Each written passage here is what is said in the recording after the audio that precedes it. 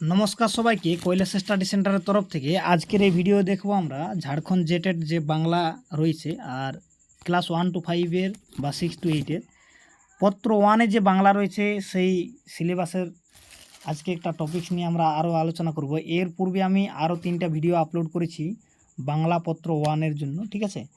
আর তারও পূর্বে আমি বাংলা পত্র 2-এর যেটুকু সিলেবাস রয়েছে সম্পূর্ণ সিলেবাসকে আমি কভার করে অনেকগুলো ভিডিও আপলোড করেছি এই চ্যানেলের উপরেই। আপনারা ও সবগুলো ভিডিওগুলো প্লে লিস্টে পেয়ে যাবেন।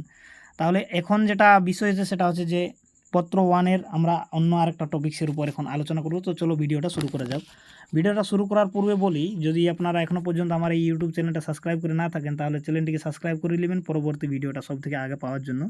যেহেতু আপনাদের এক্সাম হচ্ছে যে 27 তারিখে, নিচে দেখতেই পাচ্ছেন, তো সময় অনেক কম, এই জন্য খুব তাড়াতাড়ি ভিডিওগুলো দেওয়ার চেষ্টা করছি আমি, ঠিক আছে। আর যতটুকু সম্ভব হয় আপনাদেরকে সাহায্য করার চেষ্টা করছি।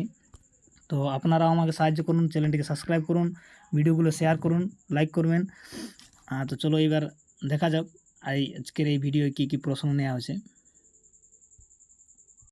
আরেকটা বিশেষ গুরুত্বপূর্ণ আপডেট আপনাদেরকে দিতে চাই, যদি আপনারা এখনও পর্যন্ত আমাদের যে পেড কোর্স রয়েছে পত্র 1 আর পত্র 2 এর জন্য যদি আপনারা ক্লাস বা নোটস নিতে চান, ঠিক আছে, তাহলে নিতে পারেন, কেননা অনেকজনই নিয়েছে, ঠিক আছে। আর যদি আপনাদের কারো ইচ্ছা হয় তাহলে নিতে পারেন। এইখানে যে ফোন নম্বর দেওয়া রয়েছে, ঠিক আছে, এই যে দেখতে পাচ্ছেন এখানে উপরে যে ফোন নম্বর দেওয়া রয়েছে এই ফোন নম্বরে যোগাযোগ করবেন, বা পূর্ববর্তী যে ভিডিওগুলো রয়েছে সেখানেও আমি ফোন নম্বর নিজে দিয়ে রেখেছি, ঠিক আছে। তো নিতে পারেন।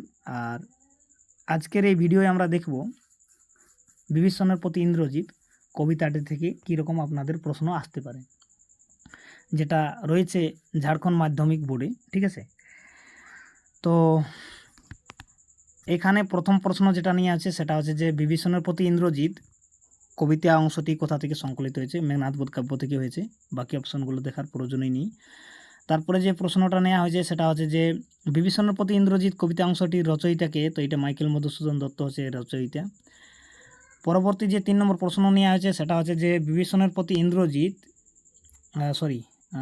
বিভীষণ ইন্দ্রজিতের কে, বিভীষণ ইন্দ্রজিতের কে, তো এখানে কে ছিল, তার কাকা ছিল, ঠিক আছে।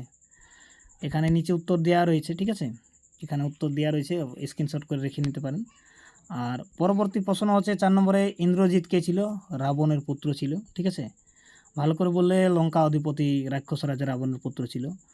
পরবর্তী যে প্রশ্ন নিয়ে আছে ইন্দ্রজিৎ বিভীষণকে কিভাবে দেখেছিলেন সেই নিকুম্বিলা যজ্ঞগারে, ঠিক আছে। তো উত্তর হবে বীর বর ইন্দ্রজিৎ সচকিত হয়ে বিরাট শূল হস্তে ধূমকেতুর সমান ক্ষুল্লতাত বিভীষণকে দেখেছিলেন। ক্ষুল্লতাত মানে হচ্ছে কাকাকে। 6 নম্বর যে প্রশ্ন নেওয়া আছে কাকে বাসব বিজয়ী বলা হয়েছে এবং কেন বলা হয়েছে, তো এখানে মেঘনাদকে বলা হয়েছে। এর কারণটা হচ্ছে কি, এখানে উত্তরটাতে দেওয়া রয়েছে সব কিছু দেখো। বীর মেঘনাদ ইন্দ্রজিৎকে বাসব বিজয়ী বলা হয়েছে, তিনি যুদ্ধে একবার বাসব অর্থাৎ দেবরাজ ইন্দ্রকে পরাজিত করেছিলেন, তাই তিনি বাসব বিজয়ী ও ইন্দ্রজিৎ নামে পরিচিত। এরপরে যে প্রশ্ন নেওয়া আছে যে ইন্দ্রজিতের জননীর বিভীষণের জননীর নাম কি, তো ওনার জননীর নাম কি ছিল, বিভীষণের জননী, রাবণের জননী, কুম্ভকর্ণর জননী, 3 জনের একই জননী, তো ওনার নাম হচ্ছে নিকষা। এর পরবর্তী যে প্রশ্ন নেওয়া হয়েছে সেটা হচ্ছে যে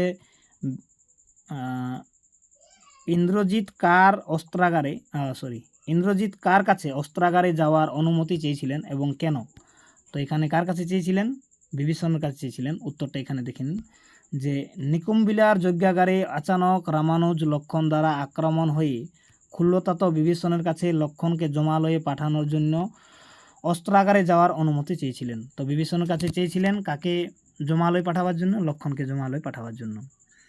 এবারে 9 নম্বর যেটা প্রশ্ন নিয়েছে যে বিধু অর্থাৎ চন্দ্রকে কার ললাটে স্থাপিত করেছিল, মহাদেবের ললাটে স্থাপিত করেছিল। পরবর্তী যে প্রশ্ন রয়েছে সেটা হচ্ছে 10 নম্বর প্রশ্ন যে সিংহ অর্থাৎ কেশরী কার সঙ্গে মিত্রতা করে না, তো সিংহ কার সাথে মিত্রতা করে না, শৃগালের সাথে মিত্রতা করে না। শৃগাল মানে কে, যে চতুর হয় অনেক। আর তারপরে প্রশ্ন হচ্ছে যে মহারথী প্রথা কি, তো মহারথী প্রথা তাকে বলা হয় এখানে যেখানে হবে এটা, ঠিক আছে, যেখানে যোদ্ধা অস্ত্রহীন যোদ্ধার সঙ্গে যুদ্ধ করে না সেখানে হবে না। এরপরে বনবাসী কাদের বলা হয়েছে? রাম লক্ষ্মণকে বনবাসী বলা হয়েছে রামায়ণে, ঠিক আছে। রাবণ বলেছে, ইন্দ্রজিৎও বলেছে। এখানে ওর উত্তর দেওয়া রয়েছে। 13 নম্বর প্রশ্ন হচ্ছে ফণী নম্র শির হয় কীভাবে? ফণী নম্র শির হয় কীভাবে? মন্ত্র বলে হয়, ঠিক আছে। এরপরে হয়েছে যে প্রশ্ন, সেটা হচ্ছে বিভীষণের বিচারে স্বর্ণলঙ্কার বিনাশের কারণ কি? তো বিনাশের কারণ হচ্ছে রাবণ। এর পরবর্তী যে প্রশ্ন নেওয়া আছে সেটা হচ্ছে যে ইন্দ্রজিতের বিভীষণকে ধর্মশাস্ত্র সম্মত ব্যাখ্যা দিয়েছিলেন, ঠিক আছে। তো ইন্দ্রজিৎ বিভীষণকে জানিয়েছিলেন যে সজ্জন বা আপন ব্যক্তি যদি গুণহীন হয় তবুও গুণবান পরজন অপেক্ষা শ্রেয়, কারণ নিজ নিজই হই পরপর, ঠিক আছে। নিজ নিজই হই মানে নিজের লোক নিজের হই, পর সব দিন পরেই থাকে যায়। 16 নম্বর যে প্রশ্ন নেওয়া আছে সেটা আছে মাইকেল মধুসূদন দত্ত জন্ম আর নিচের কোনটি সঠিক আছে? তো এটা আপনারা কমেন্ট করে জানাবেন, সবাই এটা জানেন, ঠিক আছে। তো ধন্যবাদ সবাইকে। আজকের এই ভিডিওই বিভীষণের প্রতি ইন্দ্রজিৎ আলোচনা করা হলো। কবিতা থেকে যেরকম প্রশ্নগুলো আসবে তোমাদের পত্র ওয়ানে, এর পরবর্তী ভিডিও খুব তাড়াতাড়ি আসবে। চ্যানেলটিকে সাবস্ক্রাইব করে রাখবেন আবার বলছি, আর ভিডিওটা শেয়ার করে দেবেন সব ওই পাড়া টিচারদের যে যারা বা টেট পাস করে যারা সহায়কাচার্য ফর্ম ভরেছে, ঠিক আছে। আপনাদের এক নম্বরের জন্য অনেক ওখানে ইম্পর্টেন্ট হয়ে যাবে, মানে গুরুত্ব রইবে। তার জন্য বলছি ভিডিওটা একটু মন দিয়ে দেখবেন।